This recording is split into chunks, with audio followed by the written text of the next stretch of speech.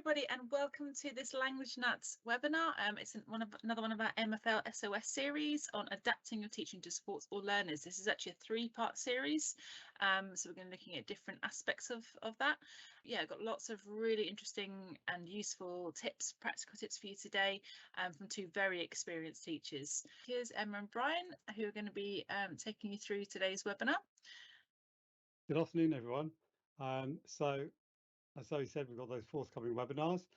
Just a little note here, which is on the PowerPoint presentation, really just for anybody who receives the presentation without seeing the webinar, that they need to watch the recording to make sure that it makes some sense.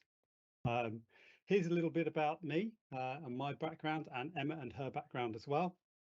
Today, I'm very much going to be focusing on primary, although my experience is both in primary and secondary, and a lot of the things that I'll be talking about are going to be also applicable for secondary. Similarly, Emma's focuses on secondary, but some of the things that she is talking about can also be adapted and used in the primary classroom as well. So we're focusing on primary first, then secondary, and then at the end will be an opportunity for question and answers from you, and Zoe will read through some of those questions if there are some that come up. Okay, so in this primary session, we're going to talk about just a quick link to the teacher standards for those of you who are either student teachers or in your ECT couple of years now. I don't know if you having to do 2 years. My NQT year was certainly a really busy time. I remember that well. We're going to talk about adapting for SEND for those the students in your classroom, movement, speaking and listening, music activities, some ideas for supported assessment, and lastly, just some general tips from primary teachers before I hand over to Emma. So here are lots of the links to the teacher standards and lots of the areas we're covering. We'll see it's pretty comprehensive, and if you want any further detail on that, do drop us a line. Okay, so we're going to start just talking about SEND, special educational needs and disabilities, and adapting for that, because, well, we do think about SEND, and obviously for students who have EHCPs, we naturally we have to make sure that we adapt our lessons to those students. However, there are lots of students in the classroom who may not have an EHCP, but certainly have the needs, within any of those four areas: communication, interaction, cognition, learning, social, emotional, mental health difficulties, and sensory or physical needs. And as I put this presentation together, I've really started to think mostly about social, emotional, and mental health difficulties, really because we're in an age at the moment, there are still ripples and waves, as we know from the pandemic. There are still students who are really suffering from anxiety and other issues around mental health, and there is, rightly so, a real focus on wellness in schools at the moment. Just an aside, I'm actually reading a book at the moment called The Body Keeps the Score, which is really fascinating, all about the brain and how we respond to trauma. And I found this quote, which I thought was really interesting, because it was really talking about people who are experiencing trauma and how difficult it is for them to be in a space where they can take on new learning and new concepts. And of course, when we think, I can certainly think of a large number of students who I've taught over the years who definitely had some kind of trauma going on, and had experienced trauma in the past. So this says basically that despite well-documented effects of anger, fear and anxiety on the ability to reason, there are many programs that continue to ignore the need to engage a safety system of the brain before even trying to promote new ways of thinking.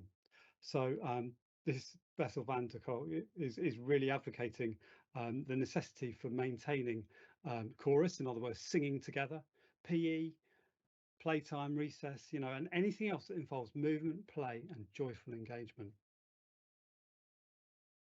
So when I started my teacher training, I was introduced to the concept of VAC, which I'm sure you all will be familiar with, the visual and auditory and kinesthetic. I quickly realised, and on reflection, that my personal preference for learning is kinesthetic. And actually, when we are doing kinesthetic learning, when we are doing activities that involve kinesthetic movement, we're often ticking the boxes for auditory and visual as well.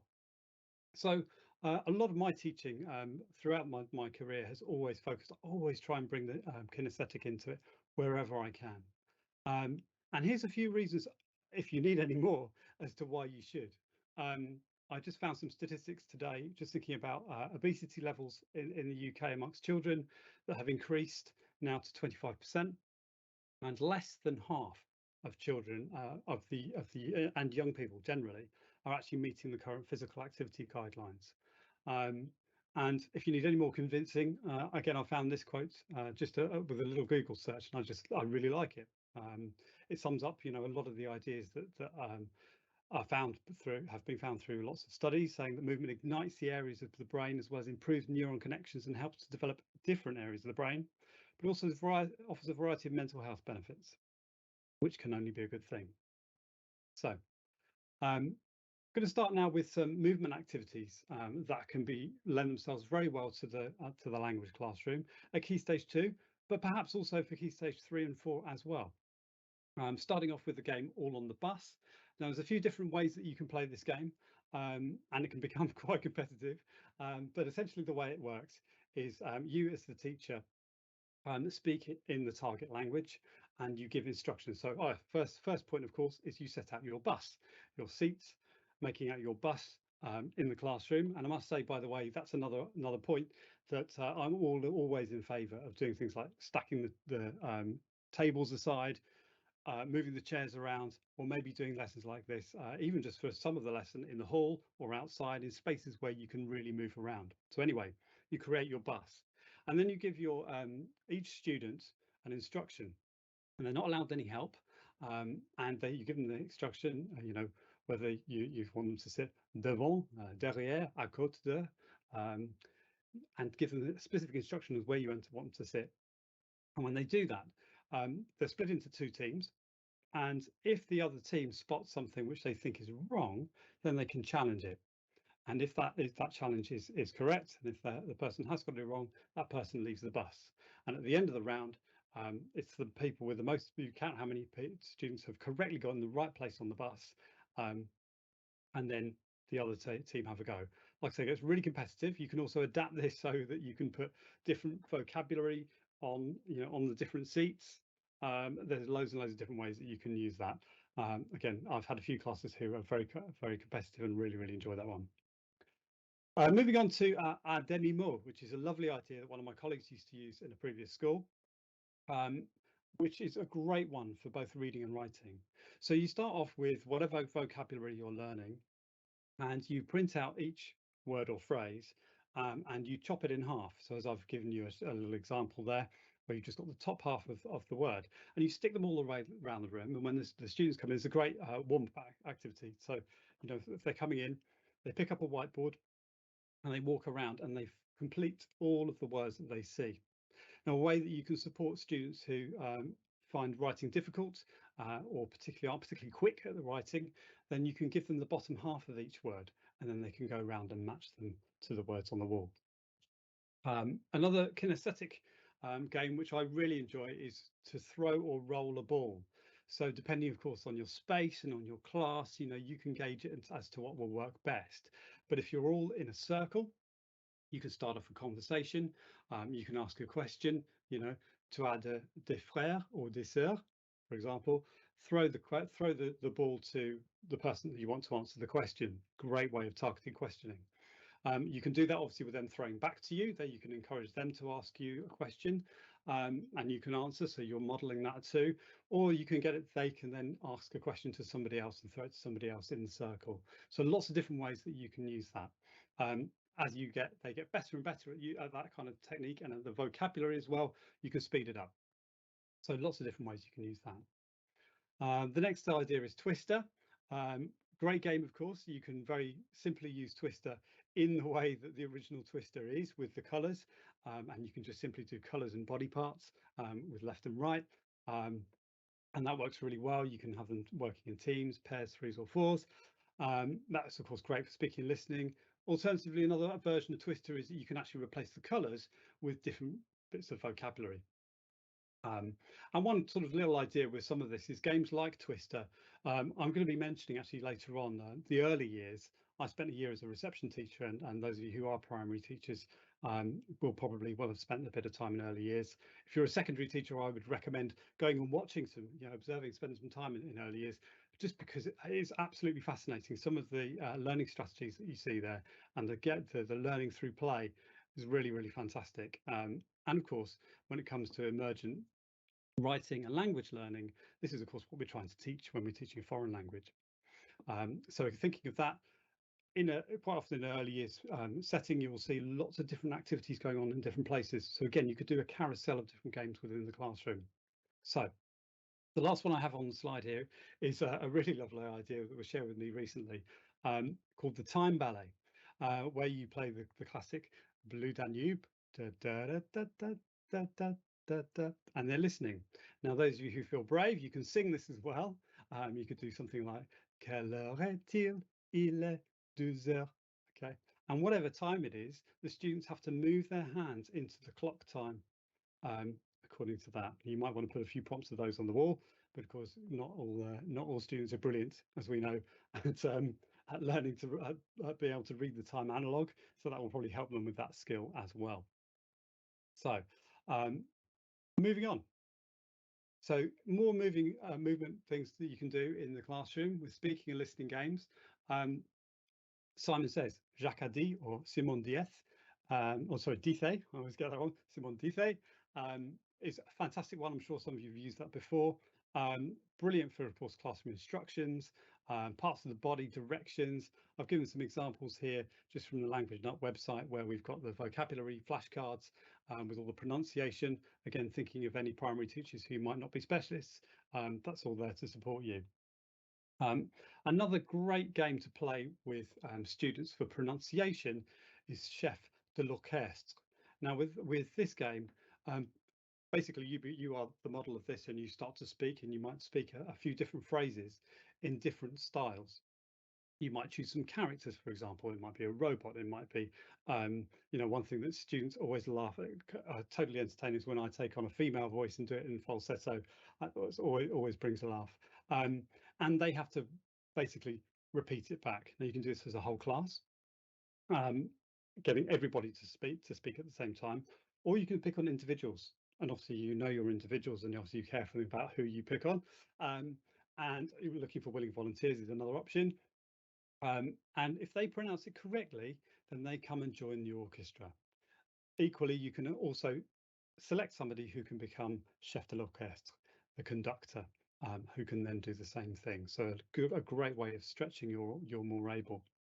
The last game here on this slide here is, of course, What's the Time, Mr. Wolf? Fantastic one for time, for numbers, and just lots and lots of fun. So you've probably gathered already, I'm a bit of a fan of music and using music in the classroom. Again, music and movement songs, there are plenty out there. Two of my favorites here, Head, Shoulders, Knees and Toes, which can be found on the Songs and Stories section of the Language Nut website. Another favorite of mine is Un Petit Pouce qui Danse, really fun little game. And again, if those of you in primary, these are the kind of songs which you might want to start teaching at Key Stage 1 and early years, so that they start, as they get into Key Stage 2 and learning the target language, they're already familiar with some vocabulary. Now, of course, we're coming into Christmas.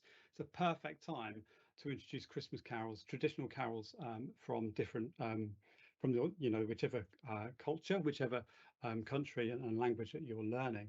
Il est né le divin enfant is a brilliant one for French. We've done that one before. That's really good. And equally, Campagnes de Belén is a really popular one, and a great and easy one, accessible for students, for Key Stage 2 students to sing. Moving on now, the idea of drumming. Drumming is something which I've used a lot, both in music and in language context. And in language context, it's brilliant. And because, of course, everything that we say and speak, it has rhythm to it. And this really engages those students who, might find it difficult to just sit down and write something, but getting something, again, that kinesthetic movement, the touch on the drums. If you don't have drums, backs of chairs work, body percussion works, just on the laps, on the chest, whatever. And anything that you're doing has a rhythm to it. So again, you can do question and answers. You might ask questions, and then you might get students to clap the rhythm of what they're thinking, so that the students then, other students can guess what it is they're doing. You know, it might be something, quelle est ton couleur favorite, for example. Just something really, really simple. There's a whole host of songs and stories on YouTube, but also on the Language Nut website. So that's another good source of material. So the last thing I'm going to speak about here in terms of the of language learning in the primary school is just the idea of supported assessment. Again, I'm going to refer back to the early years. When I started to think about this, I was just picturing in my head, you know, the times when with emergent writers we have these, you know, particularly in reception, sentences where there's almost never any vowels, just a line of letters, but the pupil has spoken their sentence to the teacher and the teacher has written it across the top, and we should still be doing that for students, you know, who find it difficult. You know, that I've certainly found in the classroom that for languages that I have fought to keep students who have dyslexia in the languages classroom, because the special needs coordinators have said actually this is the best time to take them out of class and to do support. And I actually said, well, they're really benefiting from learning a foreign language.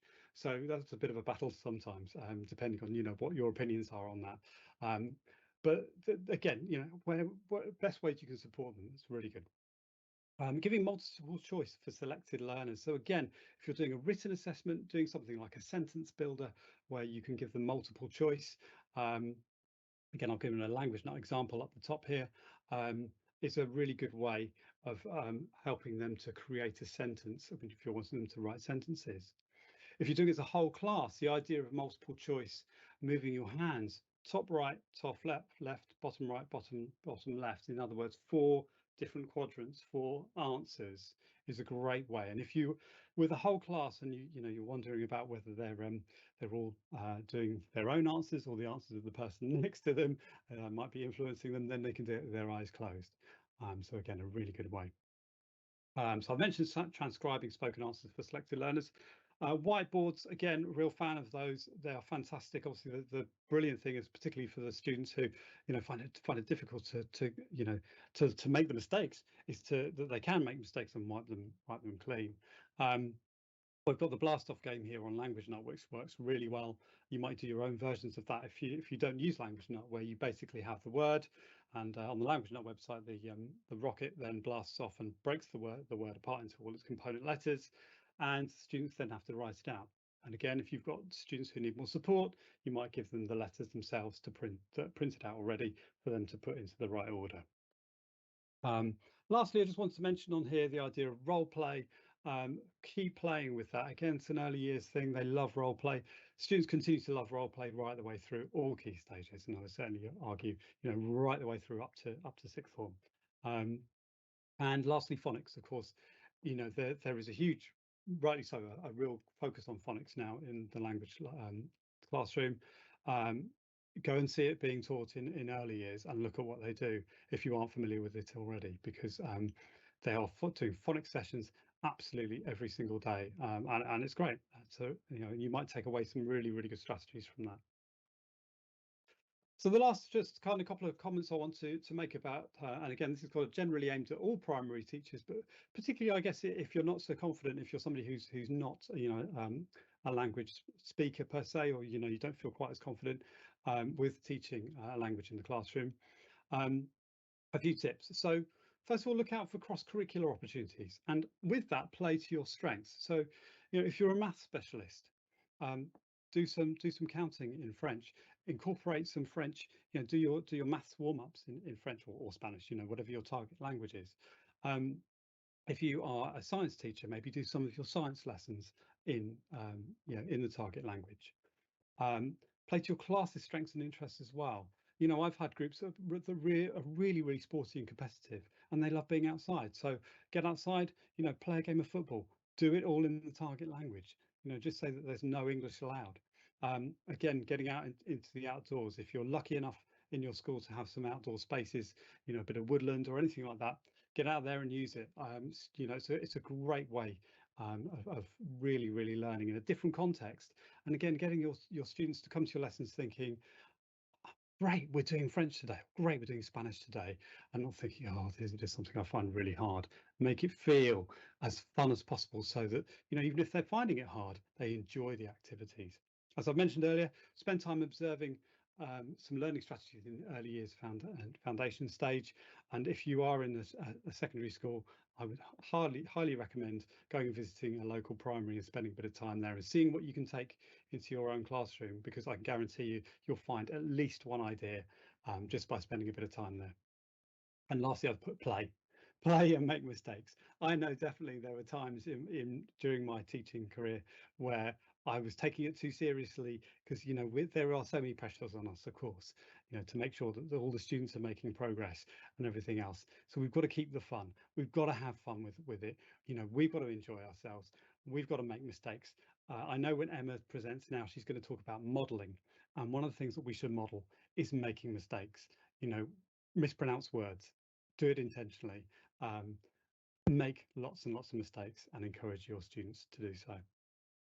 Okay, thank you very much for your time. I'm going to hand over to Emma now, who's going to take things forward. Oh, thank you so much, Brian. I think a lot of that stuff is really helpful for secondary teachers as well, particularly even I know Brian mentioned time ballet. I can guarantee that even your year 11 students will absolutely love time ballet. I've tried it myself and they absolutely love it. Hopefully everyone can see my screen. I'm hoping Brian will just let me know if there's any issues with that. But I'm going to be mostly talking about secondary. And I was going to start by thinking about the challenges that we have in the secondary classroom. Obviously, the students with different needs, you might see up to sort of 300 students a week, and a lot of those students will have different needs. It could be educational needs, but also social needs, anxiety, and things like that. Your school might set or stream students, so you have to find a way to support particular classes. But also you might have mixed ability classes, so you need to make sure you're supporting all your students in there. We also have the difficulty of preparing students for foundation and higher exams, often in the same class, which can be really tricky. And we also have students missing lessons, either for medical reasons. And again, Brian mentioned literacy support. So I know, you know, in the past I've had students miss sort of 2 out of 3 lessons a week for literacy support. So it's finding a way to support those learners when they are in the classroom. And there's different approaches we can take when we want to support those learners. We can adapt the task for those students, and it doesn't necessarily mean different worksheets for every student like I used to do when I first started teaching, but it can be little small tweaks that you can make to your existing resources. The same with adapting the support that you give your students. So it could be as simple as just reminding your students to use a particular knowledge organiser or vocab list and suggesting some students try without it. And there can be an element of choice in that as well. And with an open-ended task, so when you kind of adapt the outcome, it doesn't mean that you're not doing anything to support learners, it just means that you're staggering the challenge level and you can adjust the support within that as well.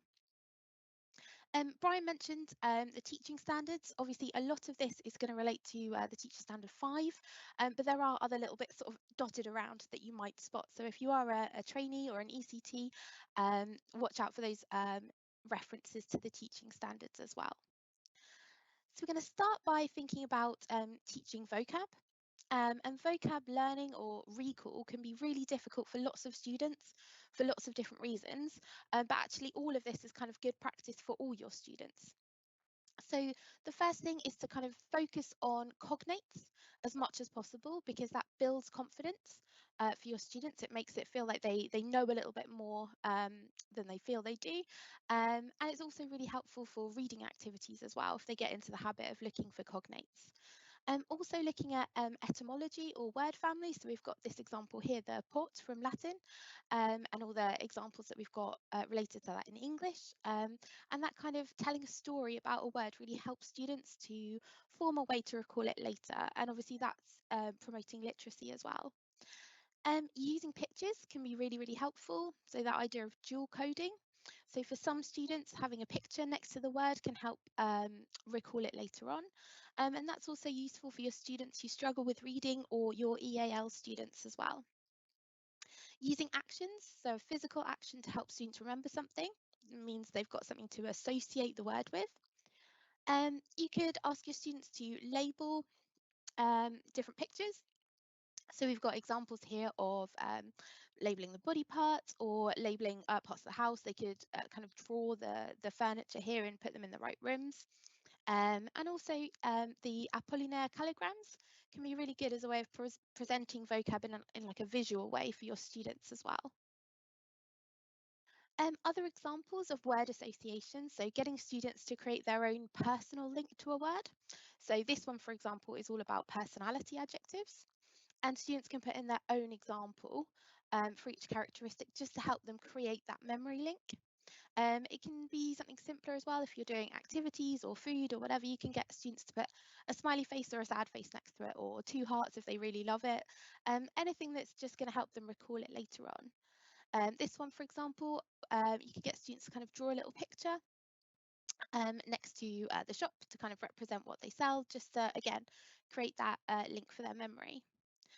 Card sorting activities can be really useful to get students to think about the vocab. And they also have the option to do something a little bit physical, so they're actually kind of physically moving the cards around. So you can print off the set and give one set to each pair or group. This one is the example of food again. And you can get them to sort it into I like it or I don't like it, or sweet, savoury, breakfast, dinner, that kind of thing. You can do it for other things like jobs or school subjects, sports, get them to order them from easiest to hardest or best to worst. And it works quite well with young years as well. You can get your students to do animals, for example, and order the cards in terms of cutest to ugliest or biggest to smallest, something like that. Modelling and the practicing vocab is really important. Brian just mentioned that as well, especially for less confident learners. And it also gets them using the new vocab as well. So if there are things that you can do when modelling, getting them to repeat to help kind of stick in their mind, you can vary your tone of voice. You can use an action at the same time. And repetition games are really good. Brian's mentioned Chef de l'Orchestre. You can play it as kind of like a repetition wink murder, which is quite good. It's really important to be quizzing your students as well, so they can practice recalling that vocab, and keep it low stakes, so not taking in the scores, not asking students out loud how well they did. Obviously you can kind of check their books later and see how they got on, but not asking them in front of the class to kind of put that pressure on it. And phonics as well.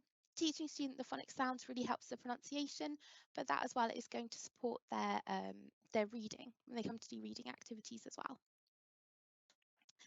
If we move on now to think about adapting your teaching for the skill of listening, so I think probably it's the skill that students find hardest in MFL, and some of our learners really struggle with it. And there's huge strain on students' cognitive load, so they have to listen and process, translate it, work out their answer, and then record their answer as well. And it's really high pressure because they can only listen once or maybe twice. They don't have context like they do when they're having a conversation. There's no body language or facial expressions. So there's visual cues are missing, and there's no interactive element. They can't ask to repeat it and things like that. So it can be a real challenge for students. One thing that I would really suggest is something that we used to ask our trainee teachers to do, which was to take a GCSE paper in a language that they didn't speak, just the listening one, because it really gives you a reminder of what students face when they're in a listening activity or an exam. So that might be something that you can do at your next kind of inset day or something. Just try a different language, a listening from that language, and just see how you get on and see what strategies you are using to kind of work out the answers. And differentiating listening is really tough because as teachers, we generally have the capacity to only play one audio in the classroom, unless you've got individual devices for your students, but generally it's just the one. And we rely on audios from textbooks and exam boards quite often, so content is fixed, so it can be really difficult to adapt it. And I think this is kind of a really clear example of the difficulty of adapting your teaching for listening. And it's an idea that comes from Karen Turner. And it's the idea of I think it's called a mixing deck or a mixing or record deck.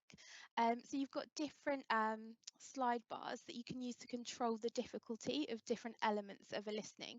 So you've got source, speaker, the content, and the task. And you can adjust them independently. So with source and speaker, it can be harder to adjust them. So if they're really high difficulty, what we can do is we can adjust the task so that all students can access it, or we could adjust the content maybe by giving students some extra support like a glossary. So there's different ways that we can adapt a listening activity. And thinking about which elements are the most difficult for students in listening, one thing that really helps is to give students as much information as possible about the listening before they start. So not just listen to the conversation and write down your answers, but kind of give them a bit of background. So we're going to hear two people talking. Person A is interviewing person B, they're asking them questions. Try and give them a context as well. So these three people are lost in the town centre and they're asking for directions. If there's anything unexpected or background noise, let your students know in advance.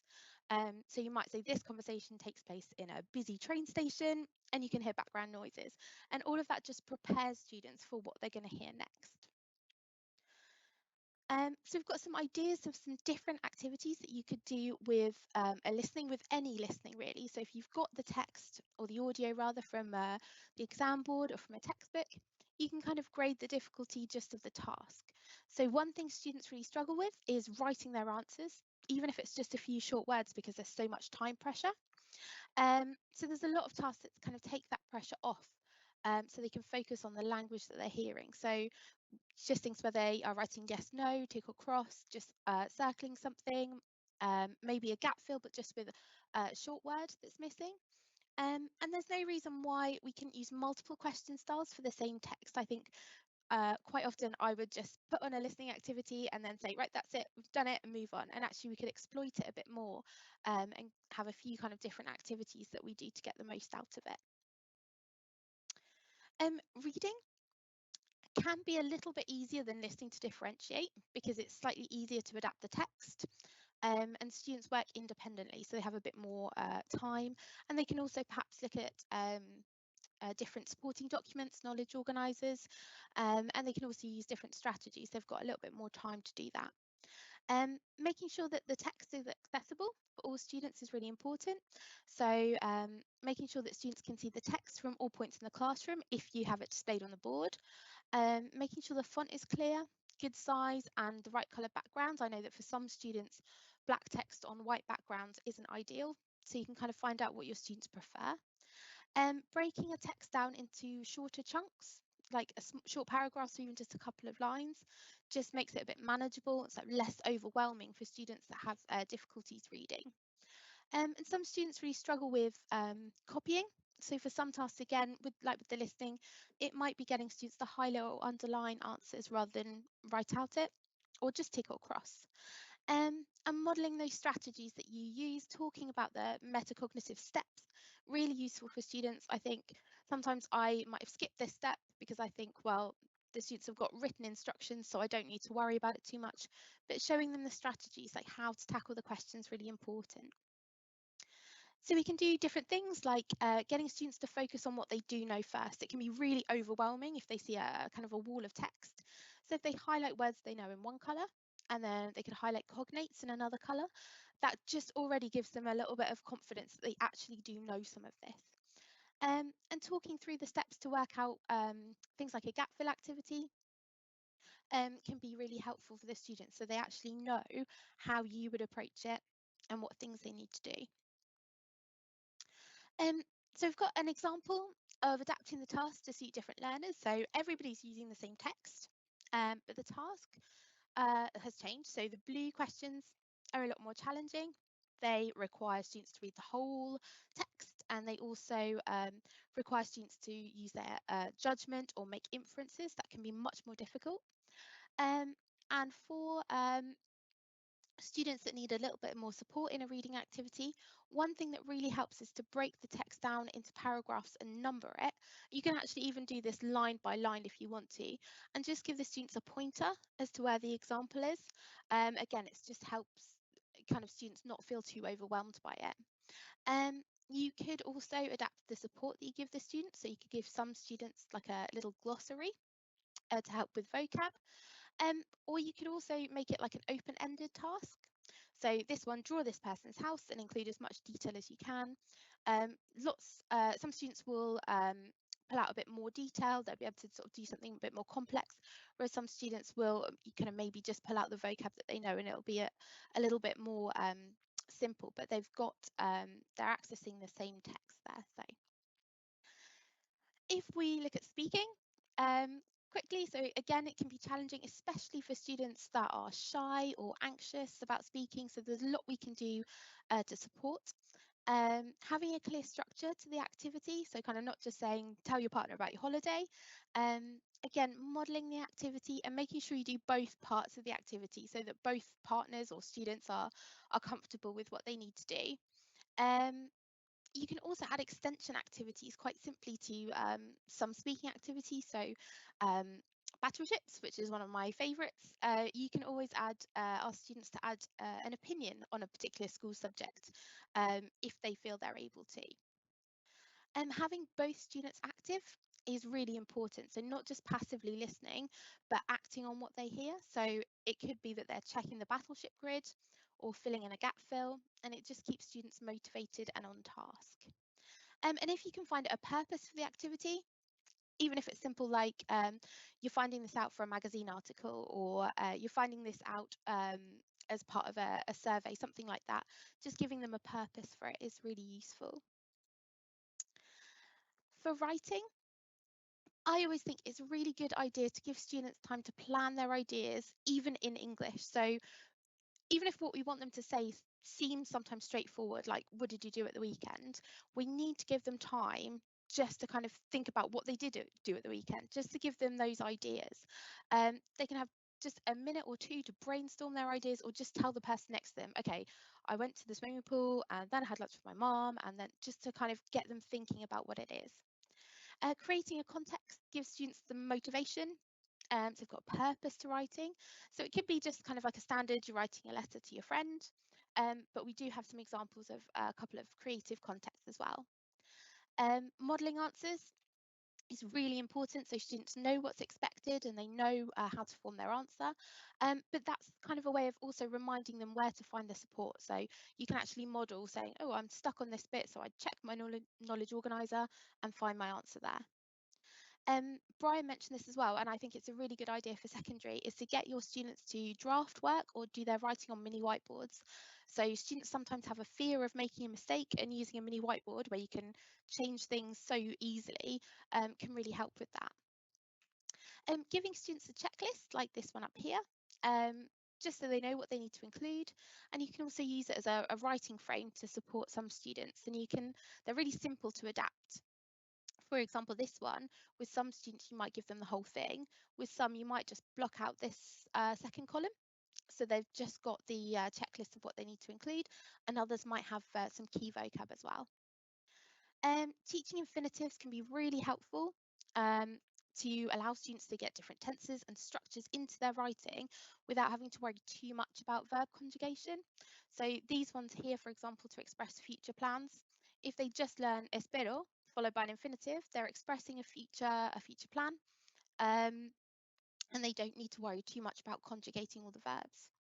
And focused feedback. So if you can, use common errors and use it with the whole class. So everybody's seeing these mistakes, and kind of students know that it's normal to make a mistake. The mistake they've made, their friends made, and it's not a kind of something they're going to worry about. And select errors carefully when you're marking, so you don't have to correct everything. You might say, I'm not going to focus too much on adjective agreement this week. I'm really going to focus on those past tense verbs. So just give students kind of a bit of confidence as well.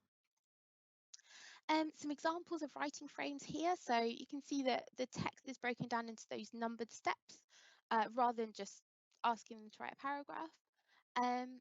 And it's really helpful for your feedback as well, because you can just say, go back and check step 3, or you haven't included enough for step 2.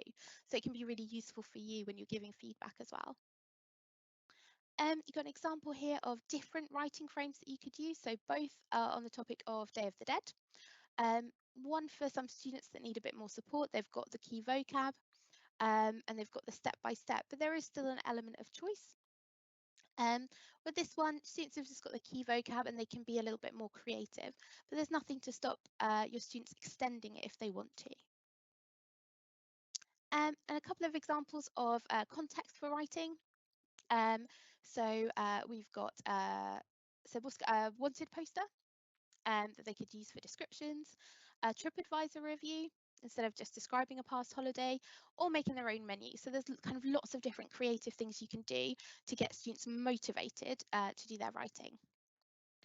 I'm going to talk really quickly about teaching grammar.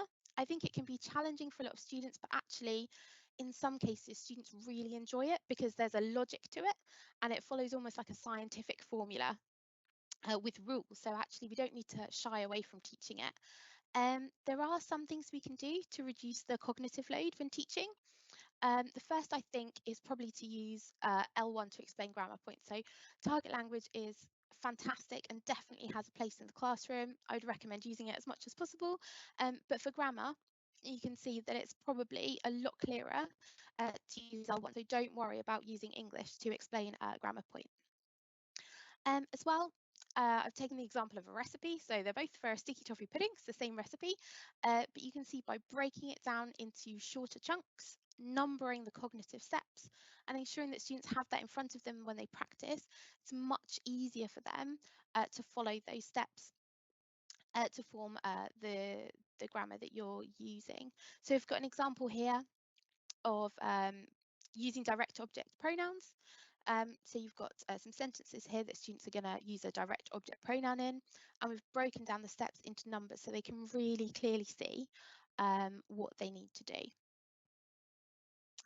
A couple of other ideas. One of my colleagues suggested teaching irregulars first, which I think is really interesting and solves the issue of teaching students a grammar rule and then immediately teaching them to break it. Using familiar vocab, so kind of to keep the load on working memory down. If you use familiar vocab whilst they're doing a new grammar point, that's going to be really helpful for students. Colour coding words or parts of speech, that can be helpful for students to identify. So if they're got to conjugate the verb, you could just do the stem in one colour and the ending in a different colour, just so they can make that distinction. Sometimes I think it's tempting to kind of like jazz up grammar lessons by including pictures or memes or something like that, and actually it can be really distracting for students, so maybe avoid those. And predict common threats from L1, so think about where English is going to trip them up and what mistakes they're going to make, and find those in advance. So I've got some examples here for French, Spanish and German. Oh, sorry. So if you know what mistakes students are going to make in advance, then you'll be able to plan ahead. And make sure students have lots and lots of controlled practice. Battleships, I'm obsessed with it, I keep talking about it. Randomizers are really good. So students have a random verb, they need to conjugate it and they just hold up their whiteboard for the answer and you can give immediate feedback. Dice games are really good for that. And also using mnemonics. So if there's something that students need to remember, I think the Dr. and Mrs. Vandertramp one is probably the most common one, but also you can see like a visual representation as well. So give students different ways of remembering those grammar rules. And we've got an example of an open-ended grammar task here. So this one is for teaching the near future in Spanish. So all students are going to have the same activities, the same worksheet, but you can stagger the difficulty so that all students can experience success, and then that motivates them to move on to the next step. So it starts off, they're just choosing the word from multiple choice. The next one is they're filling in a gap, but this one's in English. Now they're going to fill in a gap, but this one's in Spanish, and it just gets a little bit more difficult every time. And then because the topic of the webinar is adapting teaching to support all learners, I wanted to talk about diversity and inclusivity. So firstly, with languages like French and Spanish, it's really important to know non-binary pronouns, adjective agreement that students want to use.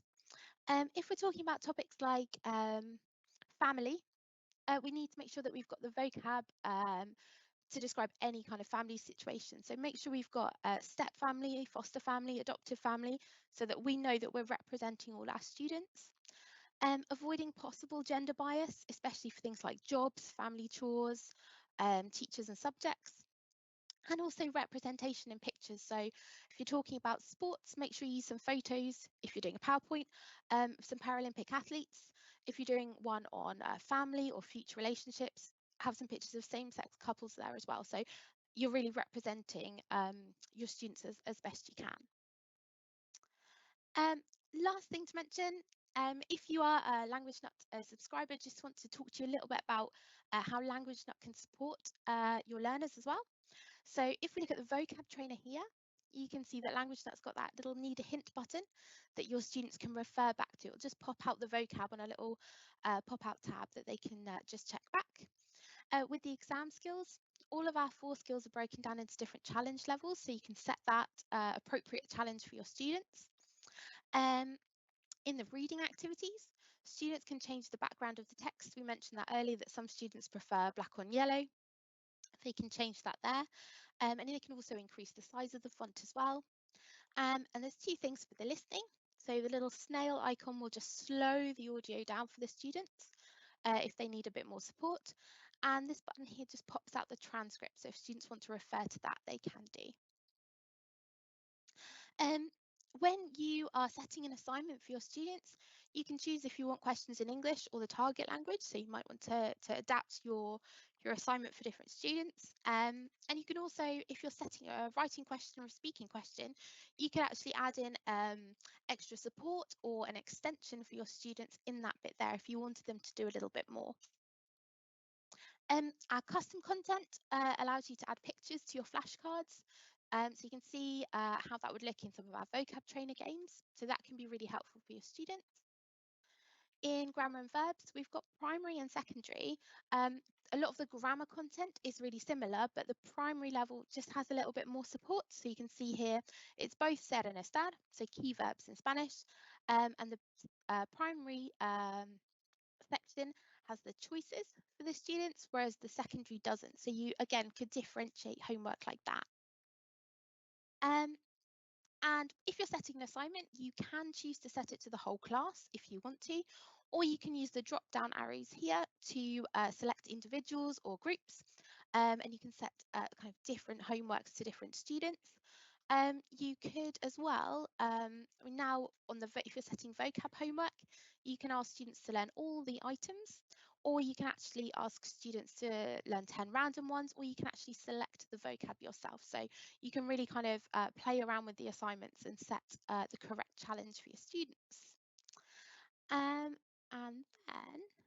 then, so if you have any questions about anything today, you can contact any of us. Brian's email address is up there, mine's there as well.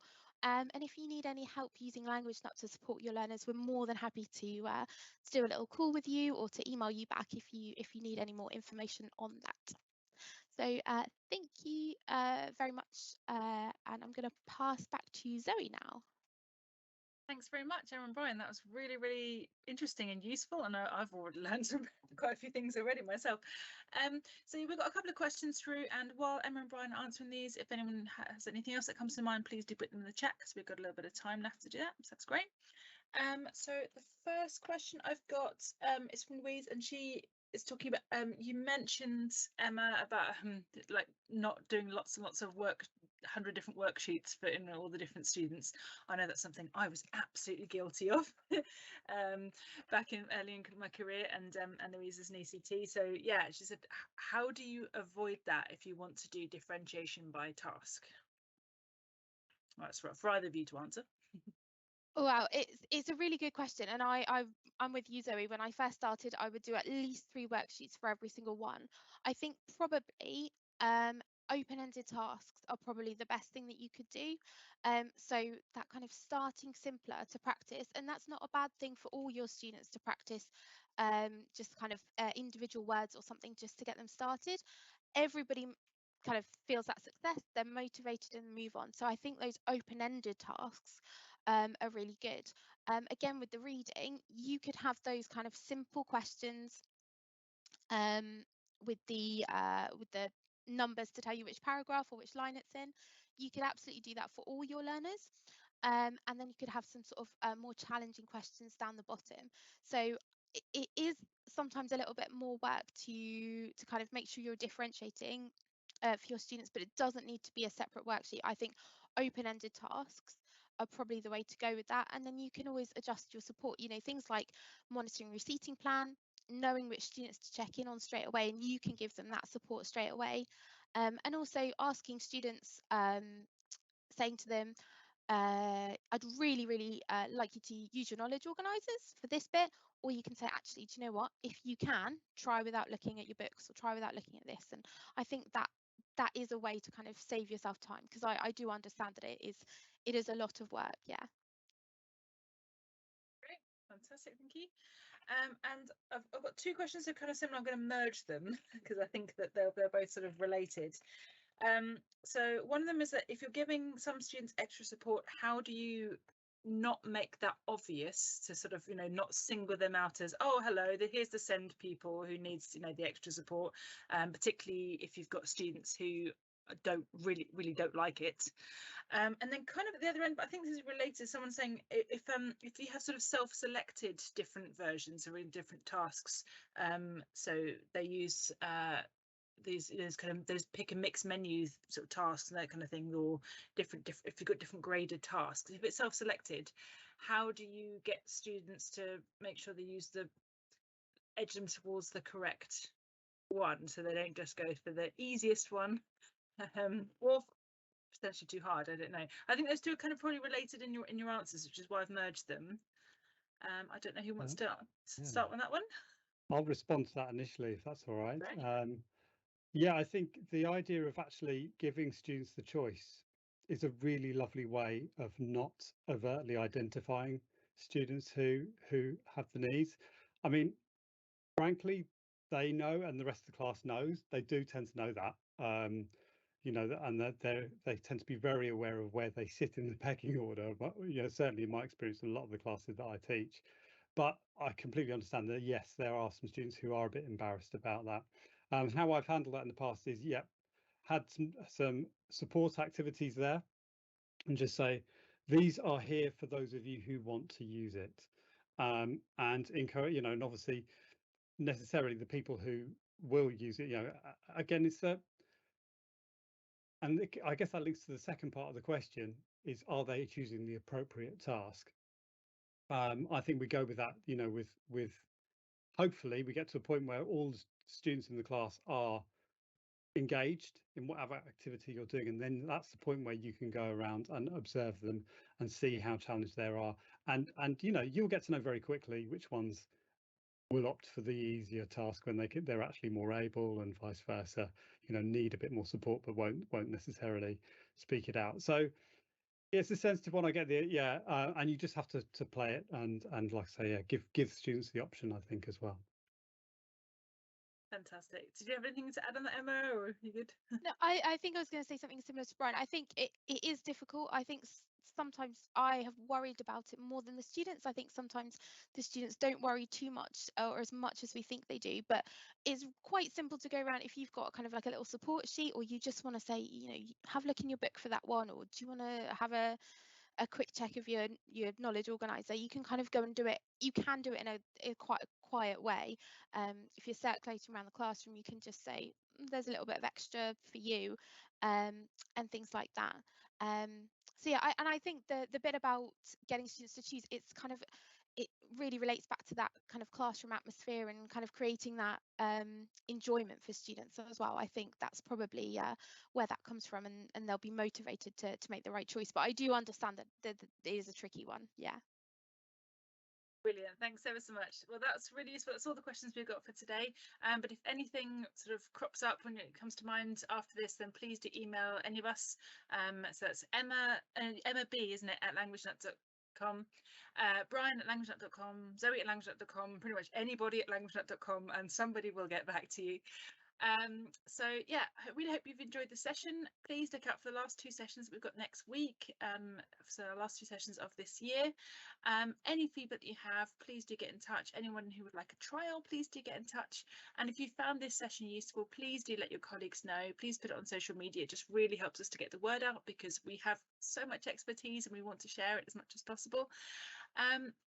And we hope they have a really great evening. Thanks very much, everybody. This will be emailed out to you, hopefully, probably in the next week or so, and will be available on the LanguageNet website if you want to, go back, because there are so many ideas that Emma and Brian have shared with us today that I couldn't remember all of them, so I'm sure you might want to go back and check those. Thanks very much. Thank you.